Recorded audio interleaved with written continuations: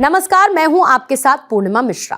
हमारे खास प्रोग्राम क्या कहते हैं नरेंद्र मोदी में आज आपको सुनवाएंगे पीएम मोदी का वो ऐतिहासिक भाषण जो उन्होंने 21 अप्रैल 2022 को नई दिल्ली में दिया। अपने भाषण में प्रधानमंत्री ने कहा कि भारत के महान संस्कृति की विशेषता है कि हमारा देश राज्य व्यवस्थाओं से नहीं बना, हमारा देश राज सिंहासनों से नहीं बना। आज जो भी हमने प्राप्त किया वो जन भागीदारी की तपस्या का परिणाम है, जन शक्ति की तपस्या का परिणाम है, और तब जाकर के देश नई ऊंचाइयों को प्राप्त कर सकता है। साथियों, आप जैसे साथियों से इस प्रकार से संवाद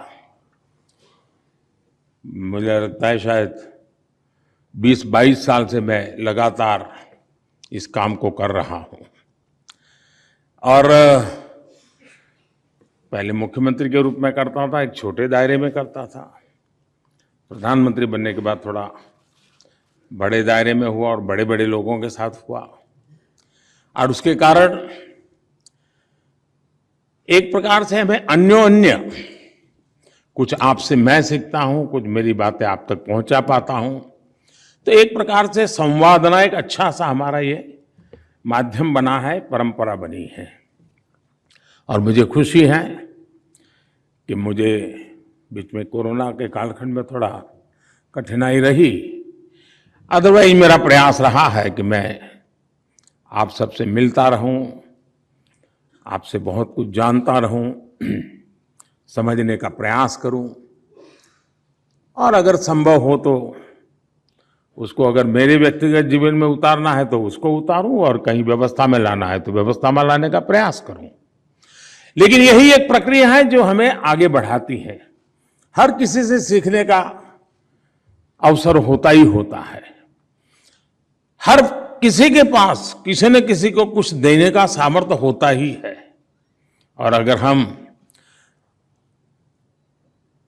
उस भाव को विकसित करते हैं तो स्वाभाविक रूप से उसको स्वीकार करने का मन भी बन जाता है। साथियों, इस बार का आयोजन वो रूटीन प्रक्रिया नहीं है। मैं इसे कोई विशेष समझता हूं। विशेष इसलिए समझता हूं कि आजादी के अमृत महोत्सव में जब देश आजादी के 75 साल मना रहा है, तब हम इस समारोह के कर रहे हैं। क्या हम एक काम कर सकते हैं क्या? और मैं मानता हूं कि इसको हमने, क्योंकि कुछ चीजें होती हैं जो सहज रूप से नया उमंग उत्साह भर देती है। मान लीजिए आप जिस डिस्ट्रिक्ट में काम करते हैं और पिछले 75 साल में उस डिस्ट्रिक्ट के मुखिया के रूप में जिन्होंने काम किया है, उसमें से कुछ जीवित होंगे, कुछ नहीं होंगे। इस आजादी के अमृत महोत्सव के निमित्त एक बार उस डिस्ट्रिक्ट में उन सबको बुलाइए।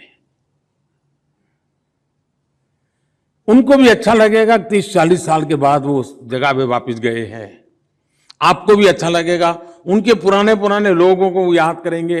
यानी एक प्रकार से उस जिला इकाई में किसी ने 30 साल पहले काम किया होगा, किसी ने 40 साल पहले काम किया होगा। जो बाहर से वहां आएगा वो भी एक नई ऊर्जा लेके जाएगा, और जो वहां है उसको भी अच्छा ये देश के कैबिनेट सेक्रेटरी वो कभी यहां थे, उसके लिए बड़े आनंद की बात हो जाएगी। और मुझे पक्का विश्वास है कि हमने इस दिशा में जरूर प्रयास करना चाहिए। मुझे विचार इसलिए आया, शायद मैं नाम तो भूल गया, गोडबोले जी या Deshmukh, I forgot the name, हमारे कैबिनेट सेक्रेटरी रहे थे। तो एक बार, और बाद में वो अपना जीवन रक्तपित्त के लोगों की सेवा में उन्होंने रिटायर्ड होने के बाद खपा दिया। तो गुजरात में उन्होंने कहा वो रक्तपित्त से संबंधित कार्यक्रम के लिए आए थे, मुझे मिलना हुआ। तो तब तो संयुक्त मुंबई राज्य था, महाराष्ट्र और गुजरात अलग नहीं था। तो उन्होंने मुझे बताया, मैं बनासकांठा में डिस्ट्रिक्ट कलेक्टर था, और बाद में बोले महाराष्ट्र अलग बना, तो मैं महाराष्ट्र कैडर चला गया और फिर मैं भारत सरकार में चला गया। लेकिन इतना सा सुनना मेरे लिए, मुझे उनके साथ एकदम से जोड़ दिया। तो मैंने उनको पूछा कुछ समय बनासकांठा में कैसे होता था, आप कैसे काम करते थे। यानी चीजें छोटी होती हैं लेकिन उसका सामर्थ्य बहुत बड़ा होता है। और एक मोनोटोनस जिंदगी में बदलाव लाने के लिए व्यवस्थाओं में जान भरना बहुत जरूरी होता है। व्यवस्थाएं जीवंत होनी चाहिए, व्यवस्थाएं डायनेमिक होनी चाहिए। और जब पुराने लोगों से मिलते हैं तो उनके जमाने में व्यवस्था किस कारण से विकसित हुई थी, उसकी बैकग्राउंड इंफॉर्मेशन हमें उस परंपरा को चलाना, नहीं चलाना, बदल लाना, नहीं लाना, बहुत चीजें सिखा करके जाते हैं। मैं चाहूंगा कि आजादी के इस अमृत काल में आप अपने डिस्ट्रिक्ट में, जो पहले डिस्ट्रिक्ट कलेक्टर के रूप में काम करके गए हैं, एक बार अगर हो सके उनका मिलने का कार्यक्रम बनाइए। आपके उस पूरी डिस्ट्रिक्ट के लिए वो एक अनुभव नया आएगा। उसी प्रकार से राज्यों में जो चीफ सेक्रेटरी के नाते काम करके गए हैं, एक बार राज्य के मुख्यमंत्री उन सबको बुला ले, देश के प्रधानमंत्री जितने भी कैबिनेट सेक्रेटरी रहे हैं कभी उनको बुला ले। हो सकता है कि क्योंकि आजादी का अमृत काल 75 साल की इस यात्रा में भारत को आगे बढ़ाने में सरदार पटेल का ये जो तोहफा है हमें सिविल सर्विस का, इसके जो ध्वजवाहक लोग रहे हैं, जो आज उसमें से जितने भी जीवित हैं, उन्होंने कुछ न कुछ तो योगदान दिया ही है इस देश को आज तक पहुंचाने में। उन सबका स्मरण करना, उनका मान सम्मान करना, ये भी आजादी के अमृत काल में इस पूरी सिविल सर्विस को ऑनर करने वाला विषय बन जाएगा। मैं चाहूंगा इस 75 साल की यात्रा उनको हम समर्पित करें, उनका गौरवगान करें और एक नई चेतना लेकर के हम आगे बढ़ें और उस दिशा में हम प्रयत्न कर सकते हैं। साथियों, ये हमारा जो अमृत काल है, ये अमृत काल सिर्फ बीते 7 दशक का जय जयकार करने का ही है, ऐसा नहीं है। मैं समझता हूं हम 70 से 75 गए होंगे, रूटीन में गए होंगे, 60 से 70 गए होंगे, 70 से 75 गए होंगे, रूटीन में गए होंगे, लेकिन 75 से 2047 इंडिया एट 100 ये रूटीन नहीं हो सकता है। ये आज का अमृत महोत्सव हमारा वो एक वाटरशेड होना चाहिए, जिसमें अब 25 साल को एक इकाई के रूप में ही हमने देखना चाहिए, टुकड़ों में नहीं देखना चाहिए। और हमने इंडिया एट 100 अभी से उसका विजन देख करके, और विजन देश में क्या वो नहीं, डिस्ट्रिक्ट में मेरा डिस्ट्रिक्ट 25 साल में कहां पहुंचेगा, मैं इस डिस्ट्रिक्ट को 25 साल के बाद कैसा देखता हूं, और मैं कागज में लिखित रूप से, हो सके तो आपके डिस्ट्रिक्ट के दफ्तर में लगाइए, हमें यहां तक पहुंचना है। आप देखिए एक नई प्रेरणा, नया उत्साह, नया उमंग उसके साथ जुड़ जाएगा। और मल्टीपिलर एक्टिविटी के साथ हमने डिस्ट्रिक्ट को पूरा, और अब केंद्र हमारा, भारत कहां पहुंचेगा और राज्य कहां पहुंचेगा, हमने 75 साल इन सारे लक्ष्यों को लेकर के चले हैं। इंडिया एट 100 डिस्ट्रिक्ट हम 25 साल में कहां ले जाएंगे, हिंदुस्तान में मेरा डिस्ट्रिक्ट नंबर 1 बना करके रहूंगा। कोई भी क्षेत्र ऐसा नहीं होगा कि मेरा डिस्ट्रिक्ट पीछे हो, कितनी ही प्राकृतिक मुश्किलों वाला जिला होगा तो भी मैं करके रहूंगा। ये इंस्पिरेशन, ये सपना, ये संकल्प, और उसके लिए सिद्धि प्राप्त करने के लिए निरंतर पुरुषार्थ और परिश्रम, इसकी संभावनाओं को लेकर हम चले तो ये सिविल सर्विस डे हमारे लिए एक नई प्रेरणा का कारण बन जाएगा।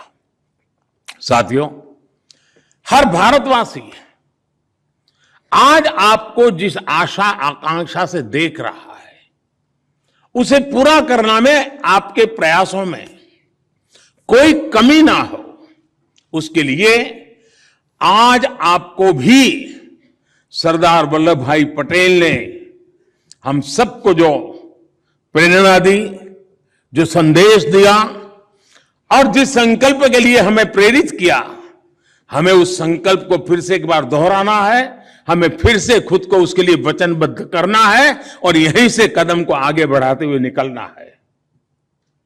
हम एक लोकतांत्रिक व्यवस्था में हैं और हमारे सामने 3 लक्ष्य साफ साफ होने चाहिए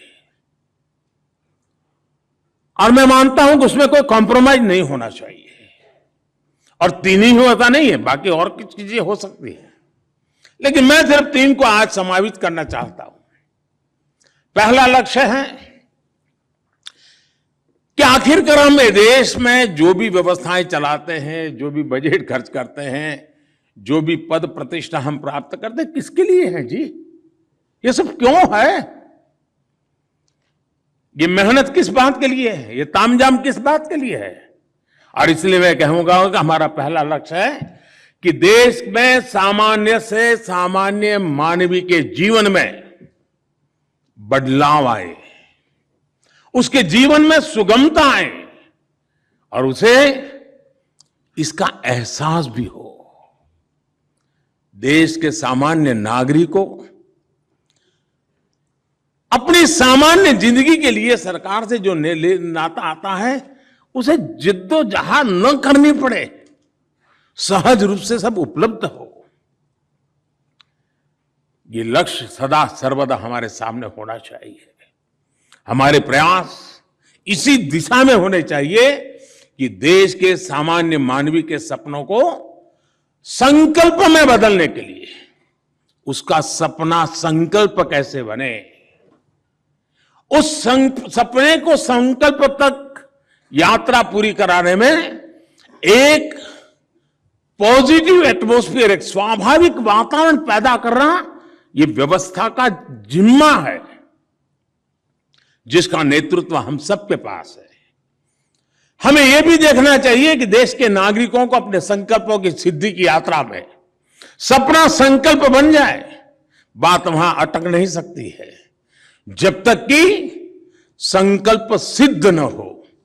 और इसलिए सपना संकल्प बने, संकल्प सिद्धि बने, इस पूरी यात्रा वहां जहां भी जरूरत हो हम एक साथी की तरह, एक कलीग की तरह उसके साथ हो, उसके हैंड होल्डिंग करें। ईज ऑफ लिविंग को बढ़ाने के लिए हम जो कुछ भी कर पाए वो हमें जरूर करना चाहिए।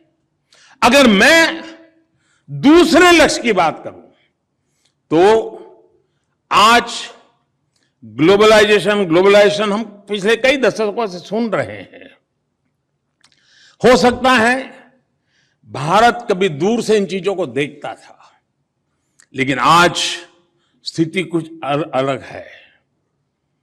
आज भारत का पोजीशनिंग बदल रहा है और ऐसे में हम देश में जो भी करें उसको वैश्विक संदर्भ में करना अब हमारे लिए समय की मांग है।